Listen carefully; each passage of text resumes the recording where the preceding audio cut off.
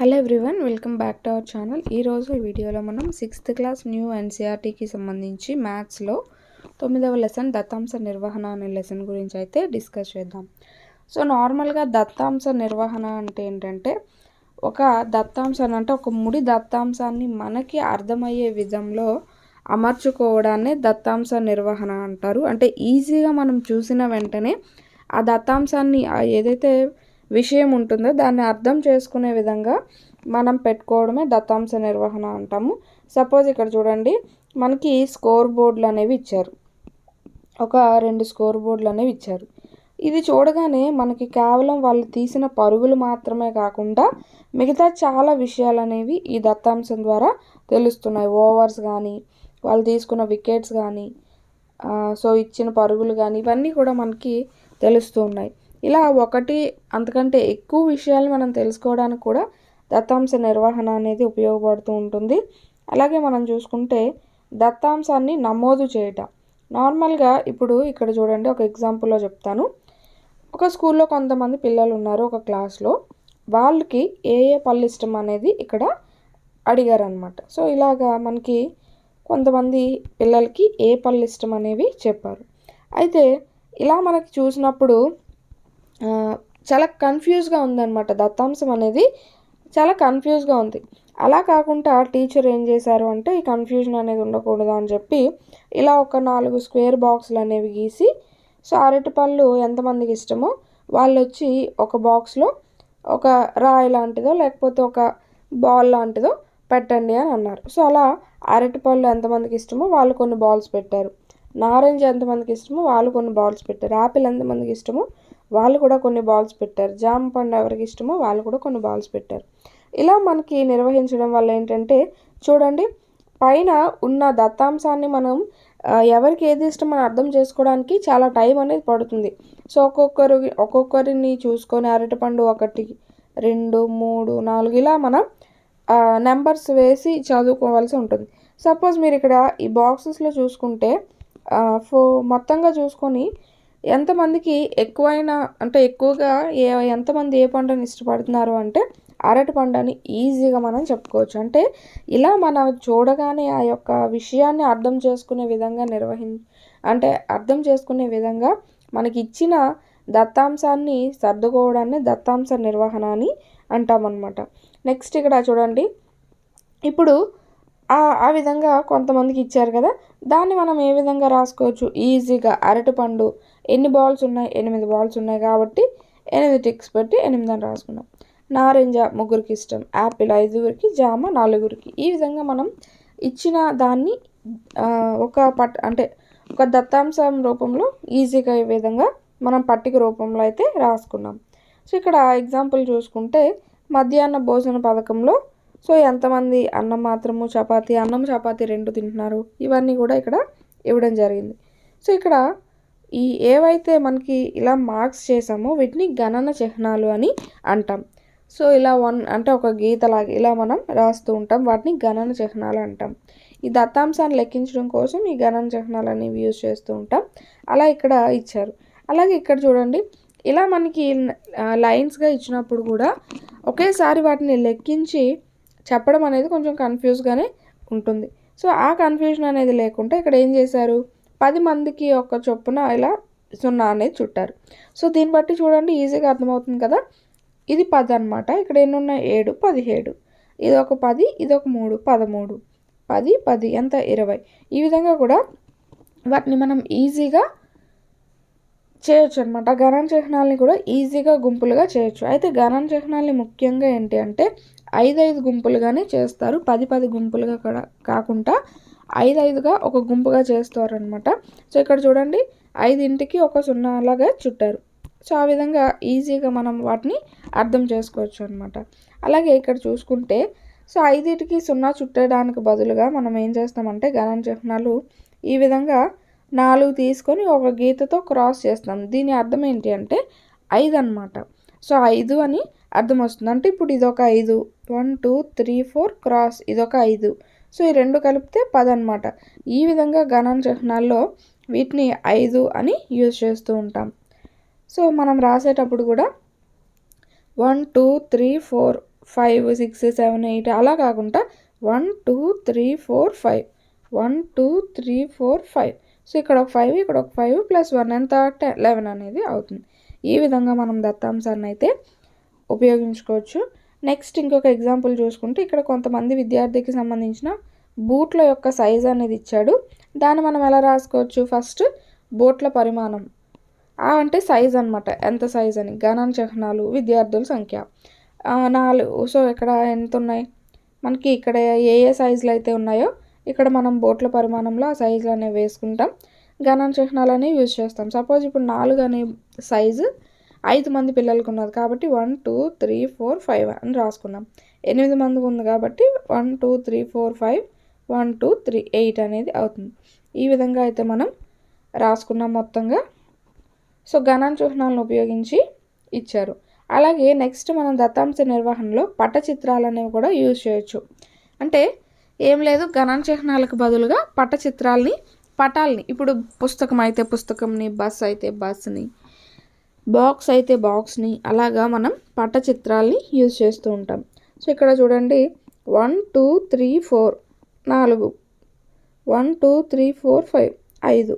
So ఒక పుస్తకం is equal to ఒక పుస్తకం. ఒక్కొక్కసారి ఎక్కువ దత్తాంశాన్ని మనం నిర్వహించవలసి వచ్చినప్పుడు, ఇప్పుడు సపోజ్ ఇక్కడ ఎక్కువ పుస్తకాలు ఉన్నాయన్నప్పుడు మనం 100 పుస్తకాలు ఉన్నాయనుకోండి, ఇక్కడ 100 బొమ్మలు గీయలేం కాబట్టి ఒక పుస్తకం ఈజ్ ఈక్వల్ టు 10 పుస్తకాలకి సమానం అని ఒక స్కేల్ రూపంలో మనం తీసుకుంటాం.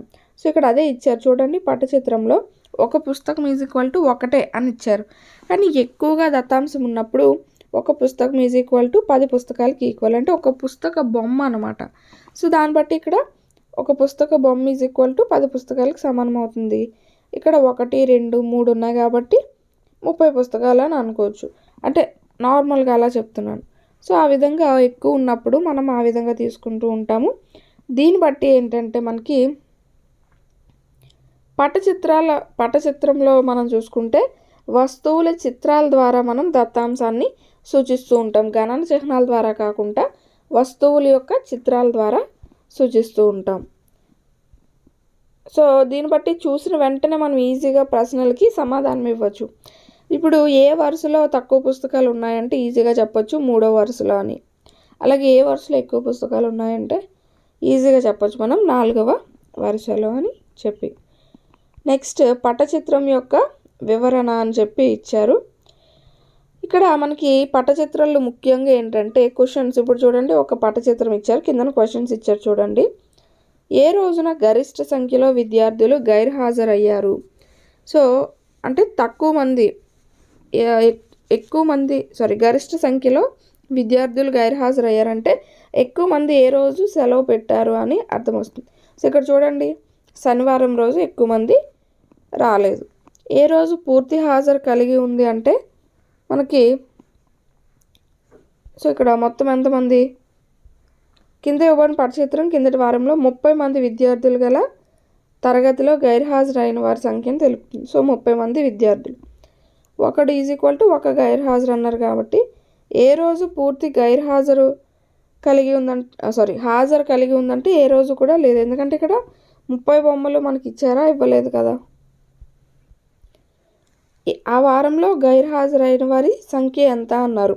సో ఇక్కడ 1 2 3 4 5, ఇక్కడ ఒక 4 9 10 12 13 14 15 16 17 18 19 20. సో 20 మొత్తం ఆ వారంలో 20 మంది రాలేదన్నమాట. నెక్స్ట్ సో ఆ విధంగా ఇచ్చారు.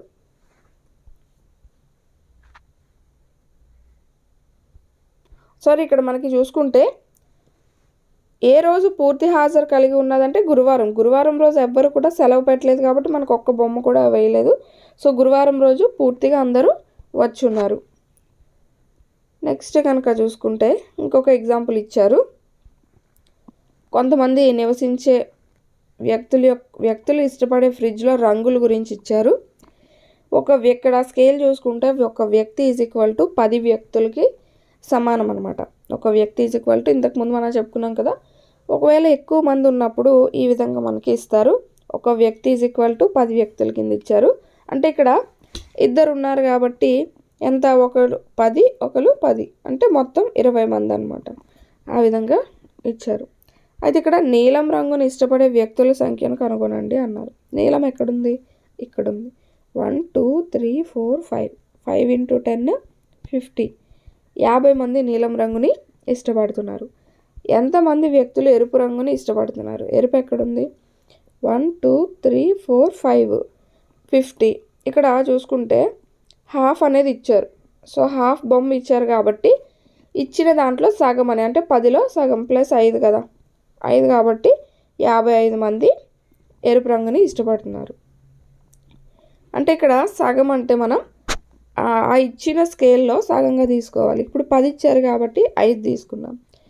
సో 5 ఇస్తే 2.5 తీసుకుంటాం, ఇలా అన్నమాట. నెక్స్ట్ కనుక చూసుకుంటే ఇక్కడ కూడా కొన్ని క్వశ్చన్స్ అనేవి ఇచ్చారు. పట్టచిత్రం నుండి మనం తెలుసుకునే విషయాలు ఏంటి అని. వ్యక్తిగత కారులో వచ్చే విద్యార్థుల సంఖ్య. సో వ్యక్తిగత కారులో వచ్చే విద్యార్థుల సంఖ్య 4. నెక్స్ట్ గరిష్ట సంఖ్యలో విద్యార్థులు పాఠశాల బస్సును ఉపయోగిస్తారు. ఇది చాలా ఎక్కువ జనాదరణ పొందిన మార్గం. సో ఇక్కడ పాఠశాల బస్సు కనుక చూసుకుంటే స్కూల్ బస్ అనేది ఎక్కువ మంది యూజ్ చేస్తున్నారు. వ్యక్తిగత కారులో 4 వస్తున్నారు. ఇలా పబ్లిక్ బస్సులో మనకి 5 వస్తున్నారు. సైకిల్ మీద అతి తక్కువ మంది 3 వస్తున్నారు. కాలినడకన మనకి 7 మెంబర్స్ అనేవాళ్ళు వస్తున్నారు. ఈ విషయాలన్నీ కూడా మనకి తెలియజేస్తుంది. అలాగే గడియారాలు సేమ్, ఇది కూడా ఎగ్జాంపుల్ సేమ్ అంతే. నెక్స్ట్ ఎక్సర్సైజ్ 9.1 గురించి అయితే డిస్కస్ చేద్దాం. సో ఇక్కడ చూసుకుంటే గణిత పరీక్షలో 40 మంది విద్యార్థులు ఈ క్రింది మార్కులను పొందారు. గణన చిహ్నాలను ఉపయోగించి క్రింది మార్కులను పట్టికలో అమర్చండి అన్నారు. సో మార్కులు వచ్చేసి 1 to 8, 6 7 8. అలాగే గణన చిహ్నాలు. సో ఇక్కడ గణన చిహ్నాలు, ఇక్కడ విద్యార్థులు, ఇక్కడ మార్కులు. 1 కనుక చూసుకుంటే ఎంతమందికి వచ్చింది? 1 2 అలాగే సో 2. 1 మార్క్ అనేది ఇద్దరికి వచ్చింది. సో విద్యార్థుల సంఖ్య 2గా వేసుకుంటాం. 2 అనేది 1 2 3. సో 2 మార్కులు ముగ్గురికి వచ్చాయి కాబట్టి 3 గణన చిహ్నాలు 3 అని వేసుకుంటాం. అలాగే 4 3 ఎంతమందికి వచ్చింది? 1 2 3. సో ముగ్గురికి 3 మార్కులు వచ్చాయి కాబట్టి 1 2 3. ఇక్కడ విద్యార్థుల్లో 3 అనేది వేసుకుంటాం. ఈ విధంగా మనం సో ఒక్కొక్క మార్క్ అనేది ఎంతమందికి వచ్చింది అంటే 1 ఎంతమందికి వచ్చాయి అనేది రాసుకుంటాం. గణన చిహ్నాలు వేస్తాం. ఇప్పుడు 3 అయితే విద్యార్థుల సంఖ్యలో 3 అని రాస్తాం. అలా మనకి. అలాగే ఎంతమంది విద్యార్థులకి 7కి సమానంగా లేదా అంతకంటే ఎక్కువ మార్కులు వచ్చాయి అని అంటున్నారు. సో 7కి సమానంగా ఎంతమందికి వచ్చాయి? ఆ ముందు అంతకంటే ఎక్కువ అన్నాడు కాబట్టి 8 9 మార్కులు ఎంతమందికి వచ్చాయో అక్కడ మనం ఆన్సర్ అనేది రాస్తాము. ఎంతమంది విద్యార్థులు 4 కంటే ఎక్కువ మార్కులు పొందారు అంటే 4 కంటే ఎక్కువ అంటే 5 మార్కులు ఎంతమందికి వచ్చాయి? 6 7 8 9 ఎంతమందికి వచ్చాయో వాళ్ళందరినీ కలిపేస్తే మనకు ఆన్సర్ అనేది వస్తుంది. నెక్స్ట్ ఇక్కడ చూసుకుంటే 6వ తరగతికి చెందిన 30 విద్యార్థులు స్వీట్ల ఎంపిక ఈ క్రింది విధంగా ఉందట. లడ్డు, బర్ఫీ, జిలేబీ, రసగుల్లా ఇవన్నీ కూడా ఇచ్చారు. సో అవన్నీ రాస్తాము. స్వీట్స్ అన్నీ రాస్తాము. లడ్డు ఎంతమందికి ఇష్టం? సపోజ్ 1 2 3 4 5 6 7 8 9 10 11. సో లడ్డు 11 మెంబర్స్కి ఇష్టం. 1 2 3 4 5 1 2 3 4 5 1 అంటే ఇక్కడ లడ్డు అనేది రాస్తాము. ఇక్కడ గణన చిహ్నాలు ఎంతమందికి ఇష్టం? 11 మందికి ఇష్టం కాబట్టి విద్యార్థుల సంఖ్య 11. ఈ విధంగా రాస్తాం అనమాట. ప్రతి స్వీట్ అంతే. ఇప్పుడు జిలేబీ ఏంటంటే జిలేబీ అని రాస్తాము. సో ఎంతమందికి ఇష్టం? ఒక 10 మందికి ఇష్టం అనుకోండి. సో ఇలా 10 మందికి ఇష్టం. విద్యార్థుల సంఖ్య 10. ఇలా మనం గణన చిహ్నాల రూపంలో రాసుకుంటాం. సో ఇది కూడా సేమ్ అంతే మనకి. ఇవి పటచిత్రాలు అనమాట. పటానికి సంబంధించి ఇచ్చారు. కింద క్వశ్చన్స్ అనేవి ఇచ్చారు. ఏ గ్రామంలో కనీస సంఖ్యలో ట్రాక్టర్స్ ఉన్నాయి అంటే ఎక్కువ సంఖ్యలో ఉన్నాయి అని అర్థం. కనీస సంఖ్య అన్నాడు కాబట్టి తక్కువ. సో డీలో తక్కువ ఉన్నాయి. ఏ గ్రామంలో అత్యధిక సంఖ్యలో ఉన్నాయి అంటే సి గ్రామంలో అత్యధిక సంఖ్యలో ఉన్నాయి. గ్రామం బితో పోలిస్తే గ్రామం సిలో ఎన్ని ట్రాక్టర్లు ఎక్కువగా ఉన్నాయి? బితో పోలిస్తే సిలో ఎన్ని ఎక్కువ అన్నాడు? 3 ఎక్కువ ట్రాక్టర్స్ అనేవి ఉన్నాయి. అలాగే 5 గ్రామాల్లో ఉన్న మొత్తం ట్రాక్టర్ల సంఖ్య ఎంత? సో 5లో ఉన్నవి మొత్తం ఎంత అన్న? ఇక్కడ ఒక 3, 3, 6, 6, 5, 11, 11, 12, 13, 14, 15, 16, 17, 18, 19, 20, 22, 24, 26, 28 మొత్తం 28 ట్రాక్టర్స్ అన్నమాట. నెక్స్ట్ ఇక్కడ కూడా ఒక బొమ్మ ఇచ్చారు, దానికి సంబంధించిన క్వశ్చన్స్ ఇచ్చారు. ఏ తరగతిలో కనీస సంఖ్యలో బాలికలు ఉన్నారు అంటే తక్కువ సంఖ్యలో అన్నమాట. సో 8th క్లాస్లో తక్కువ సంఖ్యలో ఉన్నారు. అలాగే 6 తరగతిలో బాలికల సంఖ్య 5 తరగతిలోని బాలికల సంఖ్య కంటే తక్కువగా ఉందా అంటే 6వ తరగతిలో చూసుకుంటే 5వ తరగతి కంటే తక్కువగా ఉందా అన్నారు, కాదు, ఎక్కువగానే ఉంది. నెక్స్ట్ 3వది 7వ తరగతిలో ఎంతమంది అమ్మాయిలు ఉన్నారు? సో 7వ తరగతి ఇక్కడ ఉన్నది. చూసుకుంటే ఒక బాలిక బొమ్మ = 4 బాలికలకు కాబట్టి ఇక్కడ 1, 2, 3 ముగ్గురు ఉన్నారు. 3, 4, 12 అంటే 12 మంది ఉన్నారనమాట 7వ తరగతిలో. నెక్స్ట్ ఇంకొక బొమ్మ అనేది ఇచ్చారు. క్వశ్చన్స్ చూసుకుంటే శుక్రవారం ఎన్ని బల్బులు అమ్ముడయ్యాయి అని అన్నారు. సో ఒక బల్బ్ = 2 బల్బులకి సమానం. శుక్రవారం చూడండి 1, 2, 3, 4, 5, 6, 7. సో 7 × 2 14, 14 బల్బులు అనేవి అమ్ముడయ్యాయి. అయితే ఏ రోజున అత్యధిక సంఖ్యలో బల్బులు ఎక్కువ విక్రయించారంటే ఎక్కువ ఎక్కడ బొమ్మలు కనిపిస్తున్నాయి ఇక్కడ అంటే ఆదివారం రోజు ఎక్కువ బల్బులు అనేవి అమ్మారు. నెక్స్ట్ ఏ రోజుల్లో ఒకే సంఖ్యలో బల్బులు విక్రయించబడ్డాయి అంటే ఒకే సంఖ్యలో చూడండి సమానంగా ఎప్పుడు ఉన్నాయి మనకి బుధవారము శనివారము సమానంగా అమ్ముడయ్యాయి. అలాగే మిగతా క్వశ్చన్స్ మీరు చూడండి, బొమ్మలతో ఈజీగా చెప్పేయడమే కాబట్టి. నెక్స్ట్ ఒక గ్రామంలో 6 పండ్ల వ్యాపారి నిర్దిష్టమైన కాలంలో పండ్ల బుట్టలను విక్రయించారట. వాటికి సంబంధించిన క్వశ్చన్స్ చూద్దాం. అత్యధిక సంఖ్యలో బుట్టలను విక్రయించిన వ్యాపారి ఎవరు? ఎక్కువ సంఖ్యలో మనకు బొమ్మలు ఎక్కడ ఉన్నాయి? మార్టిన్. సో మార్టిన్ అనేది ఆన్సర్. అన్వర్ ఎన్ని పండ్ల బుట్టలను విక్రయించాడు అంటే ఇక్కడ అన్వర్ ఎక్కడున్నారు? ఇక్కడ ఉన్నారు. 1, 2, 3, 4, 5, 6, 7. సో 7 బుట్టలు. ఒక్కొక్క బుట్టలో ఎన్ని పండ్లు ఉన్నాయి? 100 బుట్టలు. సో ఎన్ని పండ్ల బుట్టలు అన్నాడు కాబట్టి 7 అనమాట. ఎన్ని పండ్లు అంటే 700 అవుతాయి.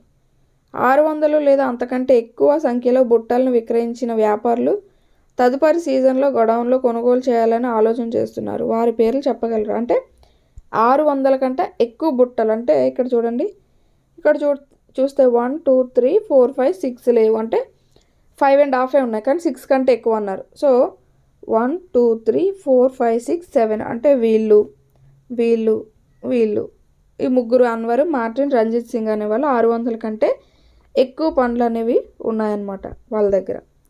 సో అదే మనకి ఈ యొక్క లెసన్ చిన్న లెసన్కి సంబంధించిందే ఇది. ఒక ఎక్సర్సైజ్ అనేది ఉన్నది.